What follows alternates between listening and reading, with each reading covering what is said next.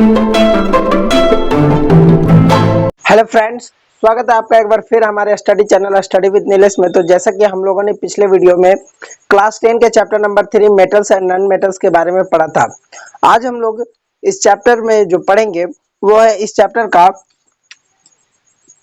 Topic ionic compound के बारे में। तो पिछले वीडियो में हम लोगों ने देखा था कि मेटल्स और नॉन मेटल्स का केमिकल प्रॉपर्टीज क्या होता है। उसके बाद हम लोगों ने मेटल्स का रिएक्शन एयर के साथ, वाटर के साथ, डाइल्यूट एसिड के साथ और नॉन मेटल्स के साथ देखा था। तो आयनिक कंपाउंड को पढ़ने से पहले हम लोग मेटल्स एंड नॉन मेटल्स के बीच में जो रिएक्शन होता है उसको एक बार फिर से देखते हैं। तो क्या होता था कि मेटल जब नॉन मेटल से रिएक्ट करता था तब क्या बनता था? सॉल्ट बनता था। ठीक है, मेटल का एग्जांपल एक ले लेते हैं सोडियम, और नॉन मेटल का एक एग्जांपल लेते हैं NaCl। तो Na जब Cl से जब रिएक्ट करता था तब क्या बनाता था? NaCl बनाता था। अच्छा, ये NaCl जो कंपाउंड बना है, इसी कंपाउंड को हम लोग क्या कहते हैं? तो यहाँ पे जो सॉल्ट बनता है वो सॉल्ट जो रहता है उसी को हम लोग आयनिक कंपाउंड कहते हैं। ठीक है, आयनिक कंपाउंड कहते हैं। तो बेसिकली यहाँ से हम लोग को जो समझ में आता है वो ये आता है कि आयनिक कंपाउंड का फॉर्मेशन जो होता है वो तब होता है जब मेटल और नॉन मेटल आपस में रिएक्ट करते हैं। ठीक है, इस रिएक्शन में बेसिकली क्या होता था इसको एक बार समझ लीजिए। देखिए, Na का एटॉमिक नंबर जो होता है वो 11 होता है, और 11 इसका लिखे हैं हम लोग तो कितना हो जाएगा? इलेक्ट्रॉनिक कॉन्फ़िगरेशन 2, 8 और 1। ठीक है, और क्लोरीन का इलेक्ट्रॉनिक कॉन्फ़िगरेशन कितना था? 2, 8 और 7। अब इसके पास एक ज्यादा है और इसके पास एक कम है ना? तो ये सोडियम जो अपना इलेक्ट्रॉन किसको ट्रांसफर कर देगा? क्लोरीन को कर देगा। अपना इलेक्ट्रॉन किसको ट्रांसफर कर देगा? क्लोरीन को कर देगा। ठीक है, तो Na जो है उसके पास अब इलेक्ट्रॉन कितना हो जाएगा? 2, 8। अच्छा, Na के ऊपर चार्ज क्या कौन सा आएगा? तो इस पे जो चार्ज आएगा वो देखिए, ये जो है इलेक्ट्रॉन को लूज किया, करने का मतलब क्या आ जाएगा? इलेक्ट्रॉन दान में दे दिया, और दान करने का मतलब क्या होता है? पॉजिटिविटी आ जाता है ना। इलेक्ट्रॉन का दान देने का मतलब पॉजिटिविटी आ जाना, तो Na प्लस हो जाएगा। अच्छा, Cl का बात करें तो उसके पास अब इलेक्ट्रॉन कितना हो जाएगा? 2, 8 और 8 आ जाएगा। इसके पास एक इलेक्ट्रॉन बढ़ गया जिसके कारण से इसके ऊपर जो चार्ज आएगा वो नेगेटिव चार्ज आएगा। अच्छा, अब ये दोनों क्या करेगा? आपस में कंपाउंड बन जाएगा। Na प्लस और Cl माइनस जब कंबाइन हो जाएगा तो कंपाउंड बनेगा, और वो जो कंपाउंड बनेगा उसी को क्या बोलेंगे? आयनिक कंपाउंड बोलेंगे। अच्छा, इसके बीच में जो फोर्स लगता है उसको बोलते हैं इलेक्ट्रोस्टैटिक फोर्स। Electrostatic force. ठीक है, अच्छा, इलेक्ट्रोस्टैटिक फोर्स जो होता है वो किसके किसके बीच में लगता है? तो प्लस और माइनस, पॉजिटिव आयंस और नेगेटिव आयंस के बीच में कौन सा फोर्स लगता है? Electrostatic force. ये जो होता है फोर्स वो बहुत स्ट्रॉन्ग फोर्स होता है। ठीक, तो यहाँ पे क्या बन गया? NaCl बन गया। ठीक है, और ये आयनिक कंपाउंड हो गया। तो यहाँ पे बेसिकली अगर हम लोग देखें तो क्या हो रहा है? इलेक्ट्रॉन्स का ट्रांसफर हो रहा है from metal to non metal. Electron का ट्रांसफर हो रहा है from metal to non metal. उस तरह का कंपाउंड को हम लोग क्या बोलेंगे? आयनिक कंपाउंड बोलेंगे। तो यहाँ पे आयनिक कंपाउंड का डेफिनेशन क्या गया? तो वैसा कंपाउंड जिसमें से इलेक्ट्रॉन का ट्रांसफर होता है, इलेक्ट्रॉन का ट्रांसफर होता है from metals to non metals, उसी को क्या कहते हैं? आयनिक कंपाउंड कहते हैं। अच्छा, एक और एग्जांपल देख लीजिए, जैसे मैग्नीशियम का। मैग्नीशियम का एटॉमिक नंबर कितना होता है? 12 होता है। That means 282। अच्छा, इसके पास दो जाता है, इसको स्टेबल होना है तो ये क्या करेगा? दो इलेक्ट्रॉन अपना दान करेगा। नॉन मेटल में ले लेते हैं क्लोरीन। अब क्लोरीन का कितना होता है? 287। अच्छा, इसके पास है दो, इसके पास कितना? दो है। दो ये दान में दे सकता है, दो लूज कर सकता है, लेकिन ये एक्सेप्ट कितना कर सकता है? एक कर सकता है। तो जब ये एक एक्सेप्ट कर सकता है और इसके पास दो देने का है तो क्या करेगा? एक और क्लोरीन को बुला लेगा। ठीक है, अब इसको भी कंप्लीट करना है 8, तो इसको एक इलेक्ट्रॉन दे देगा और एक इलेक्ट्रॉन इसको दे देगा, तो इसके पास 2 है, 2 इलेक्ट्रॉन है, और इसके पास कितना है, आउटर मोस्ट में 7 है, इसके पास भी कितना है, 7 है। ठीक है, तो इलेक्ट्रॉन जब 7 है, इसके पास भी 7 है, इसके पास 2 है, तो इसको स्टेबल होना है, तो लास्ट ऑर्बिट में 8 चाहिए इसको, तो ये 2 दान कर देगा, लेकिन ये सब एक्सेप्ट कितना कर सकता है, एक एक एक्सेप्ट कर सकता है, तो एक इसको दे देगा और एक इसको दे देगा। ठीक है, तो एक इसको दे देगा और एक इसको दे देगा, तो Mg जो हो जाएगा उसके पास अब कितना हो जाएगा, 2 8 हो जाएगा। अच्छा, 2 इलेक्ट्रॉन लूज कर दिया, दैट मीन्स चार्ज कैसे आ जाएगा, 2 पॉजिटिव। क्लोरीन, क्लोरीन कितना है यहाँ पे, 2 है, 2 क्लोरीन। अच्छा, कितना इलेक्ट्रॉन ले रहा था पर क्लोरीन, एक इलेक्ट्रॉन ले रहा था, दैट मीन्स नेगेटिव आ जाएगा, 2Cl माइनस, और दोनों क्या करेगा, कंबाइन हो जाएगा, कंपाउंड बना लेगा। अच्छा, उस कंपाउंड में जो फोर्स लगता है वो कौन सा, इलेक्ट्रोस्टैटिक फोर्स। ठीक है,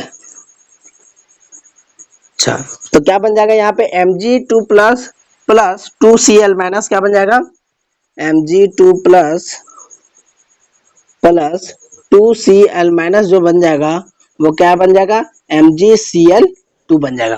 तो ये जो कंपाउंड बना, ये जो कंपाउंड बना वो कैसा कंपाउंड बना, आयनिक कंपाउंड बना। ठीक है, क्योंकि इसमें क्या हो रहा था, इलेक्ट्रॉन का ट्रांसफर हो रहा था फ्रॉम मेटल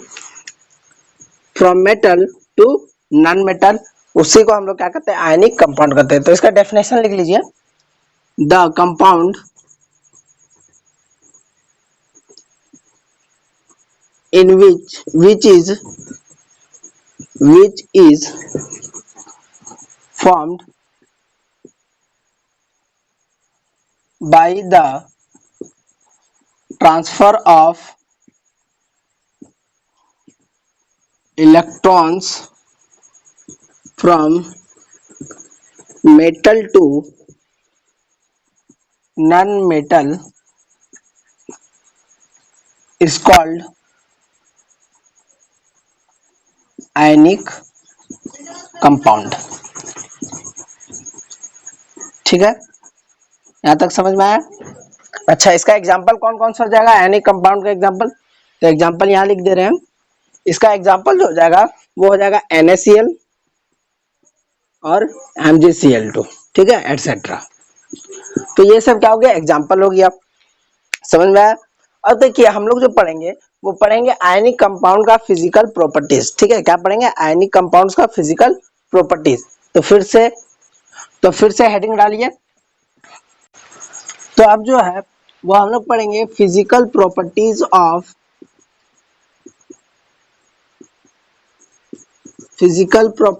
ऑफ किसका, आयनिक कंपाउंड का। ठीक है, तो सबसे नंबर 1 डालिए नेचर इसका। देखिए आयनिक कंपाउंड जो होता है वो सॉलिड होता है और हार्ड होता है, सॉलिड होता है और हार्ड होता है। तो लिख लीजिए, ionic compounds are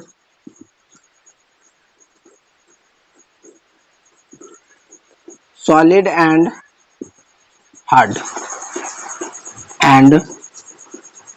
hard in nature. अच्छा, second number point solubility. Ionic compound जो होता है वो वाटर में, केरोसिन में, पेट्रोल में, ये सब में क्या होता है, सॉल्युबल होता है। तो लिख लीजिए, ionic compounds are soluble in किसमें, वाटर में, केरोसिन में एंड पेट्रोल एटसेट्रा। अच्छा, थर्ड नंबर पॉइंट डालिएगा। Third number point melting point और बॉइलिंग पॉइंट।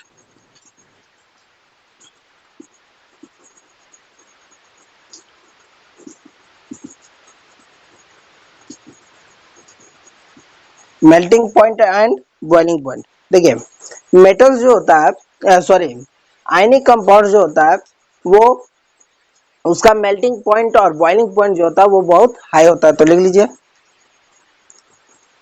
दे हैव, यहाँ पे दे का मतलब क्या है, ionic compounds, they have high MP and BP. MP मतलब मेल्टिंग पॉइंट और बीपी मतलब बॉइलिंग पॉइंट। ठीक है। Fourth number,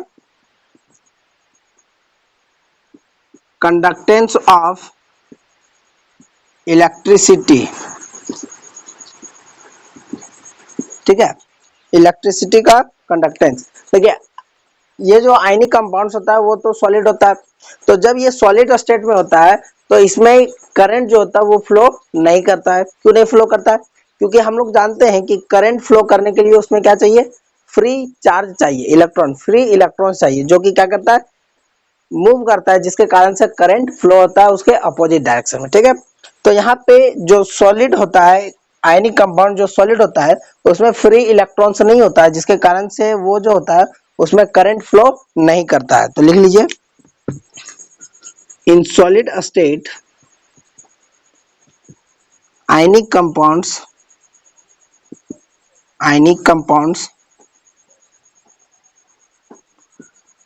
do not allow the current to pass through it। ठीक है। तो सॉलिड स्टेट में आयनिक कंपाउंड जो होता है वो करंट को अपने से पास होने नहीं देता है, लेकिन जैसे ही इसको हम लोग क्या करते हैं, वाटर में घोल देते हैं, दैट मीन्स वाटर में घोलने पर क्या होता है, आयनिक कंपाउंड को अगर हम लोग लिक्विड स्टेट में या एक्वस स्टेट में, ठीक है, या फिर मोल्टेन स्टेट में कर देते हैं तो इसका चार्ज होता है वो फ्री हो जाता है, और चार्ज फ्री होने के कारण उसमें करंट फ्लो करने लगता है। ठीक है। तो लिख लीजिए इन लिक्विड या एक्वस कर लीजिए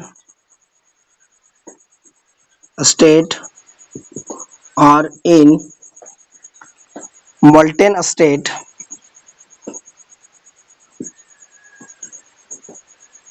ionic compounds allow the current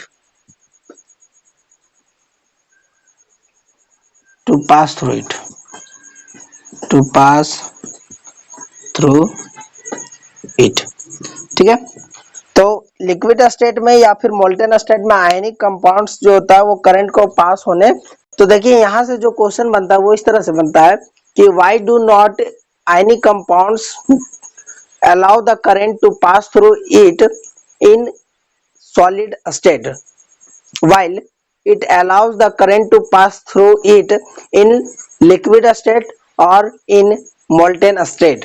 तो कारण क्या हो जाएगा, कारण ये हो जाएगा कि जैसे ही ये लिक्विड स्टेट या मोल्टेन स्टेट में आता है तो इसके पास आयनिक कंपाउंड जो होता है वो टूट जाता है। ठीक है, आयंस में टूट जाता है, जिसके कारण उसमें फ्री इलेक्ट्रॉन्स आ जाता है। अब फ्री इलेक्ट्रॉन जैसे ही आता है, फ्री चार्ज जैसे ही आता है, वैसे ही अगर हम लोग इलेक्ट्रिक करंट पास करवाएंगे तो पास होना स्टार्ट कर देगा। ठीक है। तो ये हो गया। और हम लोग को जो इस साल पढ़ना है, जो इस ईयर हम लोग को पढ़ना है वो यहीं तक पढ़ना है। बाकी जो हम लोग का सिलेबस जो है वो इस चैप्टर से रिड्यूस कर दिया गया है, जैसे कि अकरेंस ऑफ मेटल, मेटल का अकरेंस, ठीक है, refining of metal, extraction of metal जो था, ठीक है, फिर prevention of metals from corrosion, ये सब जो टॉपिक्स है वो रिमूव कर दिया गया, हटा दिया गया है। तो इस साल हम लोग को वहां तक पढ़ना नहीं है, यहीं तक जो है हम लोग को इस चैप्टर को पढ़ना है। आगे जो है हम एक वीडियो बना करके इसका क्वेश्चन आंसर जो होता है उसको कंप्लीट करवा देंगे।